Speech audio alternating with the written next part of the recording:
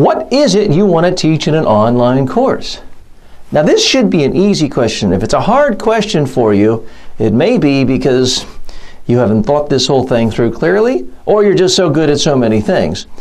Here's what I don't want you to do, as I mentioned in the previous lecture. Don't just pick a topic because you think it's hot, because you think it's popular. Pick a topic because you really have a passion for it. I have a passion for public speaking, speaking to the media, training, teaching, and that's why I'm doing this course and 100 others, all within this particular niche. But I'm doing it because it's organic out of my own practice in the real world. People ask me these questions. People hire me to train them one-on-one in small groups and large groups, and I'm asked to speak on these topics. It isn't me just doing a Google search looking at how many hits are coming up each month for certain words. So I would recommend you really look at what is your expertise. What is it you're already teaching people to do, whether it's formally or informally. Now, if you're a high school biology teacher and you teach biology all day, then there's nothing wrong with creating an online biology class. But you may want to do something completely different. You may have a hobby of macrame and you want to teach people how to macrame. That's fine too. But pick a topic that you have a passion for, where you have deep, deep expertise. It's not simply a matter of you read a couple of books and it seemed like a hot topic. Because people can sense whether you really care about something or not, whether you have a deep-rooted passion for it.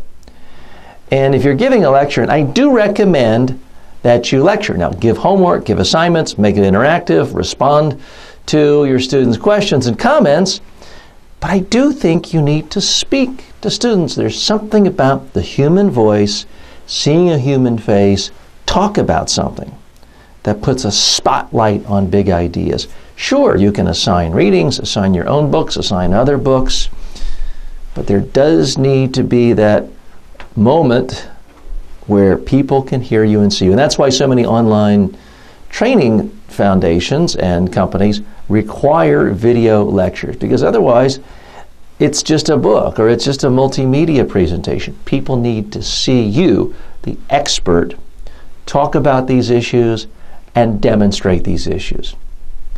Otherwise, why call it a course? It's just a PDF. So that's what I want you to think about. Brainstorm it, but I need you to come up with a title for your course.